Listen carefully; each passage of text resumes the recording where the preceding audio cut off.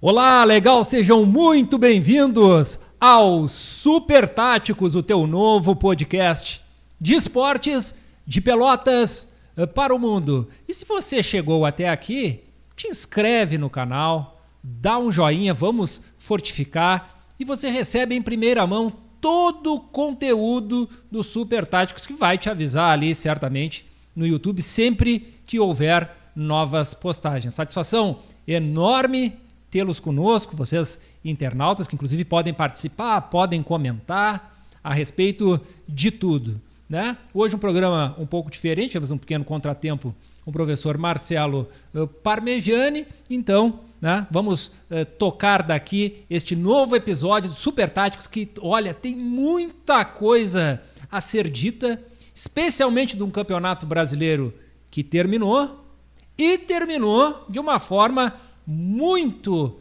emocionante, especialmente pelo lado das equipes do rebaixamento, da zona do rebaixamento. E agora vou te contar uma coisa, né? Eu sei que vai ter a corneta, eu sei que... mas tu falou em outubro. Não falei, realmente. Eu disse para mim o Internacional estava rebaixado. Então, alô, direção do Esporte Clube Internacional. Só entre nós aqui. Quando e onde? É só o que eu pergunto. Quando e onde a estátua de Abel Carlos da Silva Braga vai ser posta, vai ser colocada lá no Beira-Rio?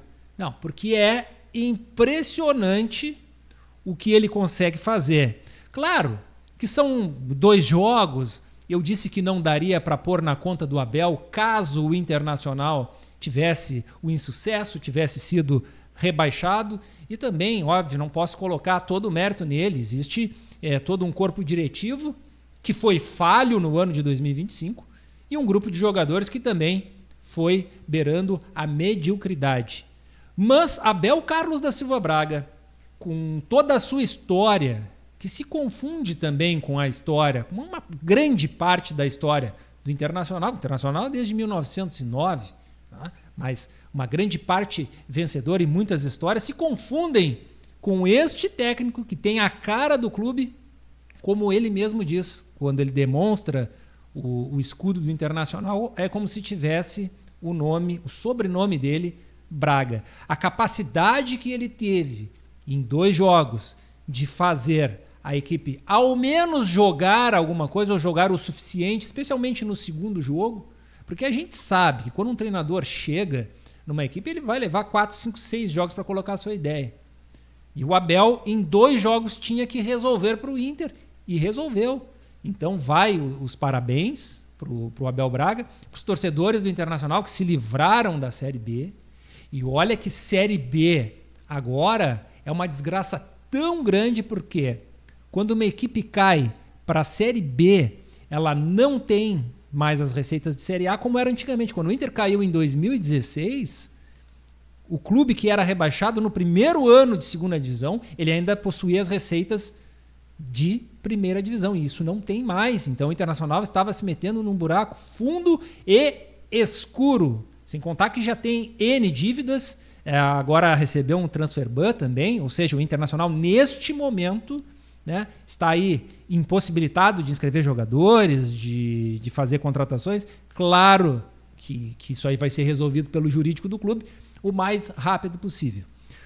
E muita coisa aconteceu lá pelo lado do Beira-Rio. Claro que durante o jogo que aconteceu no domingo, foi muito emocionante. O Internacional faz 3-1 no Bragantino. E com os resultados paralelos, a derrota do Ceará em casa para o Palmeiras, a derrota do Fortaleza no Rio de Janeiro para o Botafogo pelo placar de 4-2, fez com que a vitória do Inter contra o Bragantino fosse o suficiente para que o Inter permanecesse na primeira divisão. Mas isso após os 90 minutos, 100 minutos, sei lá eu quanto. O torcedor do Internacional, aqueles últimos 5, 10 minutos não terminavam nunca. Teve a vitória também do próprio Vitória contra o São Paulo, que livrou a equipe baiana do rebaixamento, mas já não interferia mais no resultado internacional. Esse aperto que o torcedor colorado passou e que ele não quer passar nunca mais na sua história e que já passou por outros momentos, né, depende de quê? Depende especialmente da direção do clube. Por falar na direção do clube, o que aconteceu? Caiu o departamento de futebol. O departamento de futebol do Internacional vai ser todo ele alterado. Tá? Quando eu digo caiu o departamento de futebol, saiu o Mazuco, Paulo Bisol e, se alguém ainda não sabe, D'Alessandro. D'Alessandro deixa o Internacional. Claro que no caso específico do D'Alessandro, houve uma conversa com a direção, praticamente um acordo, e ele entendendo também que seria necessário, neste momento, sair. O Abel permanece. O Abel, obviamente, ele tem que permanecer. A única forma do Abel não permanecer no Inter é ele não querer ou não tiver a sua possibilidade. Né? Como treinador, ele já descartou na vinda. Eu não tenho mais saúde, eu não tenho mais condições de estar viajando. Por mais que se viaje em primeira classe, que se fique nos melhores hotéis, mas ele não tem mais saúde para aguentar tudo isso. Tá? Então, missão Abel Braga cumprida, né? A meia-culpa, eu errei, né? Porque para mim, Internacional estava já na segunda divisão, estava com clima de segunda divisão e ficaria extremamente complicado ou quase inviabilizado o clube para o ano de 2026. É necessário repensar. Internacional que vai ter Campeonato Gaúcho, Copa do Brasil e Campeonato Brasileiro, porque o Internacional sequer se classificou para a Copa Sul-Americana. Isso implica no quê? Receitas. O Internacional terá menos receitas e o Internacional precisa enxugar a sua folha. E para fazer isso é necessário desvincular muitos dos seus atletas. Outro ponto também extremamente importante é que o Inter precisa buscar um treinador. Precisa definir um perfil de treinador. Primeiro nome ventilado no Internacional foi o de Odair Hellmann. Odair Hellmann que já treinou o Inter, aliás, né, de quando o Inter, do fim da segunda divisão, em 2017, para a primeira, o Odair Hellmann conseguiu, né, naquele processo, subir o Inter e fez uma grande campanha. Fez uma grande campanha no ano subsequente, levou o Internacional a Libertadores, depois por alguns motivos de queda de rendimento saiu, quando o Internacional não tinha um bom time de futebol, não era um grande time de futebol. A grande questão é, o Odair Hellmann tem contrato, está apalavrado com o Atlético Paranaense. Mas isso inviabiliza a vinda do treinador? Não inviabiliza. Mas o Internacional teria que arcar e botar um bom dinheiro na rescisão e eu acho que no momento o Internacional não tem condições de fazer isso. Vai ter que ir ao mercado. Um outro nome que apenas se comentou, obviamente, nem creio que o Internacional tenha conversado, é com o nome do Tite, ele mesmo. Foi treinador da seleção brasileira, que já foi campeão com o Internacional, que já foi campeão com o próprio Grêmio, onde ele não começou, é claro, mas ele foi campeão gaúcho com uma equipe do interior contra o Grêmio, foi campeão com o Caxias no ano de 2000, se não me engano, e ali o Grêmio contratou e ele já foi campeão com o Grêmio, e aí só ascendeu na carreira, também ganhou com o Corinthians, enfim, é um grande técnico. Eu ligaria ontem para o Tite. É claro que tem questão salarial, tem que ver a sua comissão técnica, o Tite vai exigir contratações, é um treinador diferenciado, é um treinador com rodagem, é um treinador maduro, mas ainda que alguns digam que ele já não está fazendo bons trabalhos, eu acho muito bom técnico. E tem que ver então o que tem para o Internacional no mercado de treinadores disponíveis, ou o Internacional vai recorrer num erro que está acontecendo no clube desde quando o presidente Alessandro Barcelos assumiu, que é apostar em estrangeiros. Vai fazer isso? Eu não creio. Sinceramente, não creio que o Internacional vá partir por esse lado de buscar algum estrangeiro. Mas, né, como essa direção já fez de quase tudo, né, aliás, né, direção do Internacional, que lhe faltou muito em toda a gestão do presidente Barcelos, foi competência. Né? E até alguns gremistas diziam, mas o Barcelos e a sua direção, ela é tão incompetente que fez de tudo para botar o Inter na segunda divisão e nem isso conseguiu. Né? Para a sorte do torcedor colorado, então, nem isso conseguiu. Este é o momento do Internacional. O Internacional que precisa remodelar a sua direção de futebol, o Internacional que precisa remodelar a sua maneira de pensar futebol e que está atrás de um treinador. Né? Creio que não vai demorar muito, porque neste ano de 2026 em especial, nós temos Copa do Mundo. O calendário do futebol brasileiro está bagunçado. Agora já vai ter o Campeonato Gaúcho no início de janeiro e também, ainda no mês de janeiro, já tem o início do Campeonato Brasileiro. Aliás, o Internacional deveria focar no Campeonato Brasileiro. Ah, mas está se remodelando, não tem time para ganhar. Já nem estou dizendo isso. Ele tem que pensar que os mesmos pontos que se faz no início da competição são os mesmos do final. E muitas equipes vão estar voltando de férias, vão estar envolvidas em outras competições. Então o Inter que trate de começar o Campeonato Brasileiro bem. Porque esse sufoco que se passou em 2026, o torcedor colorado certamente não quer ver mais na sua história. Claro, a gente vai continuar atento para ver o que vai acontecer, os nomes que vão ser colocados. Muito em breve, o Internacional já deve ter o seu treinador. E a partir daí, nós vamos conseguir analisar melhor qual a filosofia, de acordo com o profissional, que o Internacional vai adotar. Óbvio que na sua direção, especialmente na figura do presidente Alessandro Barcelos, ele já deve ter alguns nomes. Eu só espero que exista coerência. Porque quem tem ideia de contratar um determinado perfil de treinador, né? Eu vou pensar, vou contratar o treinador o A, o B ou o C. Mas pensando no mesmo perfil de futebol. Senão, vai demonstrar mais uma vez uma incompetência que já vem acontecendo no Internacional há muito tempo na sua gestão. Um outro detalhe ainda de Inter, porque também nós temos que falar de Grêmio, que não foi uma maravilha 2026. Ainda sobre o Internacional, o presidente Alessandro Barcelos, após a partida contra o Bragantino, ele quis uma unificação por parte da oposição.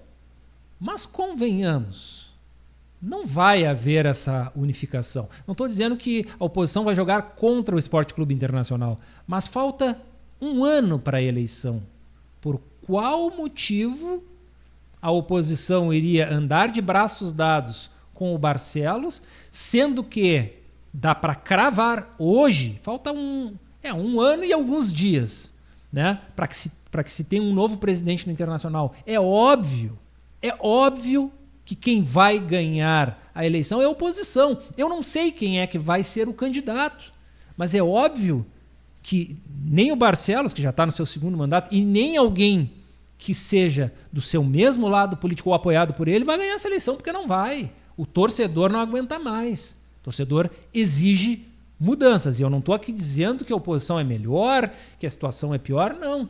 Mas é algo tão claro e cristalino quanto a água. Então nós sabemos que é isso que vai acontecer no Sport Clube Internacional, né? Tomara que consiga um bom treinador, consiga refazer o seu grupo de profissionais e que tenha um ano de 2026 bem melhor do que foi em 2025, porque apenas levantou a taça do Campeonato Gaúcho, que foi muito mais importante pelo fator histórico e impedir o octacampeonato do Grêmio do que propriamente o título em si. Tá lá, 42º, terceiro título, quinto do Internacional, que isso aí, Campeonato Gaúcho não vai somar em absolutamente nada. Trocando do lado vermelho para o lado azul, nós temos novidades também, torcedor do Grêmio. Torcedor do Grêmio que não está nada satisfeito com o ano de 2025. Eliminações, perda do Campeonato Gaúcho, eliminação em Copa do Brasil para o CSA, Campeonato Brasileiro muito abaixo, mas muito abaixo. Teve uma certa recuperação na janela, com a chegada anteriormente de Mano Menezes. Tá? Não é secação, viu? Não vou imaginar que é secação, mas o homem caiu. A direção achou que o trabalho do Mano Menezes não servia mais para o Grêmio. O Mano Menezes, inclusive, colocou uma carta aberta aí aos profissionais e nas redes sociais, agradecendo o clube, e saiu de uma forma... Claro que ele queria continuar, porque ele sabe que o Grêmio vai investir mais para 2026. Mas o Grêmio, a instituição, acha que é necessário também reformular. Aliás, foi isso que salvou o Grêmio. O que salvou o Grêmio foi a janela de contratações. Carlos Vinícius, Marcos Rocha, Noriega, quem mais veio? Agora me fugiu o nome de alguns jogadores que vieram. O William, né? O próprio Arthur, que deram o Balbuena, o zagueiro que se machucou, acho que na segunda partida já teve uma lesão, uma fratura. Então, esses jogadores, eles deram uma nova cara ao Grêmio. E depois do clássico Grenal do Beira-Rio, que o Grêmio venceu com competência por 3-2, a partir dali deu uma virada de chave. E o Grêmio conseguiu alguns resultados que ninguém esperava. O Grêmio empata no Maracanã com o Flamengo tendo 200 chances de gol, o Grêmio chutou uma bola no gol e empatou o jogo. Faz parte do futebol. O Grêmio vence o Atlético Mineiro jogando lá na Arena MRV, que ninguém esperava. Então foram pontos importantes. O Grêmio vence o Internacional no Beira-Rio e o Grêmio não vencia um Grenal há 2 anos. Era uma supremacia vermelha. E ainda assim, se nós pararmos e olharmos a tabela de classificação, a pontuação do Grêmio, que fez 49 pontos, para o Internacional, que fez 44, se inverter o Grenal, mudando de lado a vitória, o Grêmio teria 46, o Internacional 47. O que eu quero dizer com isso? Que a campanha não foi tão boa. Se olha o sufoco que o Internacional passou, o Grêmio poderia estar passando por isso. Serve de alerta para que em 2026 haja reforços, mais reforços ainda, porque muitos desses jogadores que vieram para o Grêmio são bons jogadores. O Arthur é muito bom jogador, ele ajeitou o meio-campo. O William também. Marcos Rocha, mas alguns jogadores com muita idade que não aguentam jogar, como dizia o professor Muricy Ramalho. Futebol brasileiro se joga quarta e domingo. Não vão aguentar.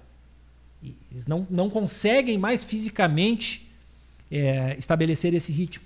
Então o Grêmio precisa repensar. O Grêmio que tem uma base de alguns bons jogadores, bons talentos que apareceram nas categorias de base do Campeonato Brasileiro. O Grêmio tem que usar, o Grêmio tem que aproveitar o Campeonato Gaúcho também, botar essa gurizada para encorpar mais, porque eles vão ser os pulmões da equipe, fazer com que o Grêmio possa correr e com a qualidade desses jogadores que o Grêmio trouxe de nível de seleção brasileira, o Grêmio possa dar um up. Importante, o Grêmio também está em busca de treinador, está muito próximo. A gente nunca pode cravar do Luiz Castro, treinador português, que aqui treinou o Botafogo, fez uma grande campanha com o Botafogo, depois acabou saindo para a Europa. E se tivesse permanecido na Estrela Solitária, certamente também teria sido ou campeão brasileiro ou da Libertadores, como foi o Botafogo. Era bonito de ver o Botafogo jogar. E o Botafogo tinha aquele estigma de chegar na hora H e perder. Como perdeu para um campeonato brasileiro num jogo decisivo com o Palmeiras em casa, ganhando com uma boa margem, e todo mundo dizia, não, o Botafogo não ganha mais campeonato. E era um Botafogo ajeitado pelo Luiz Castro.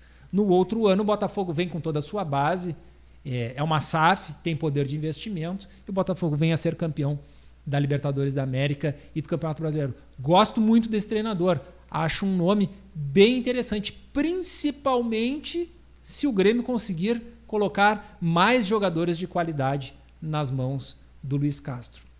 Um outro detalhe do treinador gremista, uma notícia que circula por Porto Alegre, é de que o valor a ser investido neste profissional em toda a sua comissão técnica não é um valor, é um valor bom, é um valor de mercado, é um valor, entre aspas, acessível, porque o futebol é muito inflacionado, se paga grandes quantias. Né? O que eu ouvi falar que era em torno de 2 milhões para toda a comissão. Lembrando que hoje treinadores de ponta que vêm para o Brasil já estão ganhando isso, somente o treinador, ou muito próximo disso. Então o Luiz Castro aceitaria, o Grêmio iria investir em torno de 2 milhões de reais mês, mas para toda a sua comissão. E isso é um fator que pode ajudar o Grêmio na contratação deste profissional. Vamos aguardar para ver se realmente vai ser confirmado esse nome. Se diz muito na crônica em Porto Alegre que quinta-feira deve ser anunciado o Luiz Castro. Mas a gente sabe como que as coisas funcionam no futebol. Muitas vezes acontece de vir um intermediário, empresário negocia com outro, e acontece do profissional acabar não vindo, não parar aqui em Porto Alegre. Mas o recado foi dado para o Grêmio e especialmente para o Internacional. É preciso se repensar futebol, é preciso qualidade, é preciso enxugar folha, porque as dívidas são enormes, tanto o Grêmio quanto o Internacional tem folhas altíssimas de 12, 15, 16 milhões de reais por mês. E se tiver condições de pagar uma folha deste valor, ou mais, ou de 20 milhões, então que se contrate bem, porque não adianta pagar R$1 milhão para um jogador que vale 200, que te entrega 200. E o Internacional fez muito disso. O Internacional investiu altíssimo no Ener Valencia, no Borré principalmente, e não deram resultados. Tem alguns outros jogadores ali também ganhando uma enormidade. Então, que seja feita essa limpa, especialmente no Inter. E o Inter vai ter que abrir o olho para mais um detalhe. Categorias de base que revela bons jogadores, mas não em grande quantidade, como um Grêmio, por exemplo, que está à frente do Internacional. Mas que usem o campeonato estadual para conseguir fazer com que esses jogadores ganhem corpo, porque eles vão ser necessários. Se não diretamente para jogar de forma imediata, são eles que vão trazer isso aqui. Ó. São eles que vão trazer dinheiro, são eles que garantem o futuro dos clubes. Tá? Então, passando a limpo o Campeonato Brasileiro do ano de 2025, lembrando também que tem jogo agora, quarta-feira, Copa do Brasil. A Copa do Brasil não terminou. As semifinais da Copa do Brasil tem Corinthians e Cruzeiro, o primeiro jogo. E na quinta-feira à noite o clássico entre Fluminense e Vasco. E aí a gente olha, Fluminense e o Vasco. Como é que o Vasco está numa semifinal? O Vasco também se escapou por pouco. O Vasco está numa semifinal de Copa do Brasil e Grêmio Internacional não estão. Isso prova que na Copa do Brasil, especialmente, campeonatos eliminatórios, às vezes tu não tem um grande time, mas tu consegue chegar, consegue incomodar. E Grêmio Internacional faz muito tempo que não incomodam, no sentido de chegar, de brigar, chegar numa final, numa semifinal. Geralmente estão olhando mais para trás, olhando zona de rebaixamento. Então, vamos ficar atentos também aos jogos da Copa do Brasil. E mais um detalhe, né? Subiram da Série B Coritiba, Atlético Paranaense e Chapecoense, 3 equipes do sul do país que, somados a Grêmio Internacional, infelizmente o Juventude caiu, nós temos 5 entre 20, ou seja, nós temos 25% de representatividade dentro do Campeonato Nacional, e isso é muito importante. Tomara que o Juventude consiga subir no ano que vem, e tomara que nenhuma dessas equipes que nós estamos agora da região sul caiam. Representatividade, essas equipes de São Paulo, do Rio de Janeiro, tem que vir para cá.